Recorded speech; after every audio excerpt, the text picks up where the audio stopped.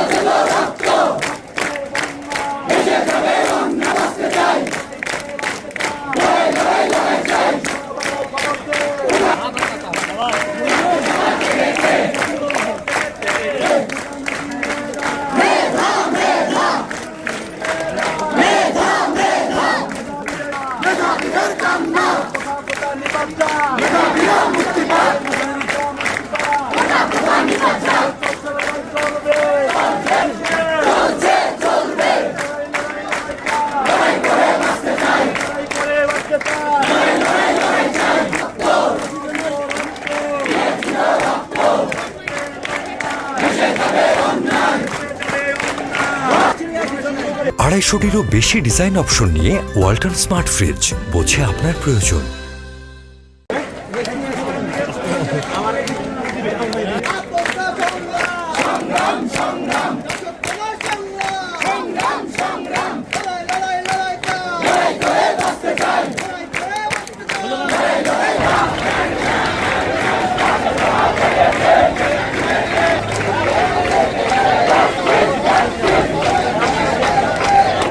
আজকের অবস্থানের কারণ হচ্ছে আমরা সম্পূর্ণ কোটাটা বিলুপ্ত চাচ্ছি। কারণ সারা বাংলাদেশের সাধারণ শিক্ষার্থীদের একটাই আশা যে বাংলাদেশের মেধার ভিত্তিতে চাকরি নিশ্চিত করতে হবে। এখানে কোনো কোটার ভিত্তিতে চাকরি নিশ্চিত করা যাবে না। কারণ আমাদের প্রত্যেকের বাবা মা আমাদেরকে বিশ্ববিদ্যালয়ে পাঠিয়েছে বা উচ্চ শিক্ষার জন্য পাঠিয়েছে একটা স্বপ্ন আকাঙ্ক্ষা নিয়ে। কিন্তু সেটা যদি একটি কোটার কারণে এবং কোটা নামক একটি কোঠার দ্বারা যদি আমাকে আঘাত করে আমাদেরকে মেধা শূন্যতা করা হয়, তাহলে এটা বাংলা ছাত্র সমাজ মেনে নেবে না। এবং আপনাদেরকে বলতে চাই, বাংলাদেশে আজকে কর্মসংস্থানের সুযোগ না থাকার কারণে প্রায় 25,90,000 ছেলে বেকার রয়েছে। এবং আমরা দেখতে পাচ্ছি বেকারত্বের কারণে অনেকে সার্টিফিকেট ছেড়ে ফেলছে, অনেকে হতাশা ভুগছে এবং নিজের কর্মসংস্থানের সুযোগ না পেয়ে বিদেশে চলে যাচ্ছে। ফলে বাংলাদেশের যারা মেধাবী শিক্ষার্থী রয়েছে তাদের মেধাকে আমরা কাজে লাগাতে পারছি না। তাই মাননীয় প্রধানমন্ত্রী সহ উদ্বোধন কর্তৃপক্ষের কাছে আমরা আশা ব্যক্ত করছি তিনি শীঘ্রই বাংলার হাজার ছাত্র সমাজের যে প্রাণের দাবি, আমাদের যে অস্তিত্বের দাবি, আমরা কোটা প্রথা বিলুপ্ত চাই, মেধার ভিত্তিতে আমাদের চাকরি নিশ্চিত করতে চাই। আমাদের কঠোর অবস্থানের মূল কারণটা হলো আমরা জানি যে গত রবিবার সেটি কিন্তু আমাদের যে কোটা সংস্কার বা কোটা বিরোধী আন্দোলন ছিল সেটি হাইকোর্টে রিট হওয়ার কথা ছিল এবং সেখানে শুনানির মাধ্যমে আমরা চেয়েছিলাম যে আমাদের 2018 সালে যে পরিপত্র সেটি যেন হাইকোর্টে আবার বহাল থাকে।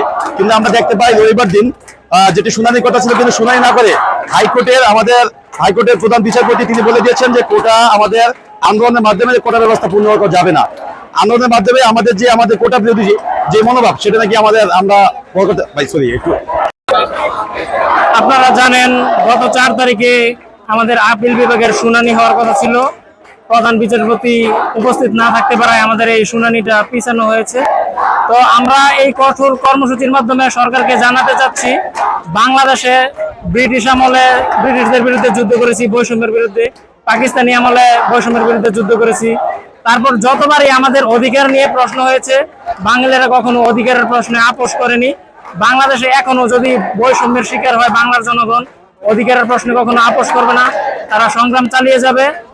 অধিকারের বিরুদ্ধে, জনগণের অধিকারের বিরুদ্ধে কোনো আইন বা নিয়ম দেশে চালু থাকতে পারে না। আমরা সরকারকে ওয়ার্নিং দিচ্ছি, বৈষম্যমূলক কোনো আইন দেশে চালু থাকলে এটা জনগণ কোনো সময় মেনে নিবে না। আমরা কঠোর অবস্থানের মাধ্যমে সরকারকে জানাতে চাচ্ছি যে আমরা আমাদের অধিকারের পক্ষে সবসময় কথা বলবো। যদি আপনারা না মেনে নেন আমরা ধীরে ধীরে কঠোরতার দিকে অগ্রসর হব। এই সম্পূর্ণ কোটায় আমরা বাংলার মাটি থেকে আজীবনের জন্য দূরে সরে চলে যেতে চাই, এরকমটাই আমাদের দাবির লক্ষ্য আছে।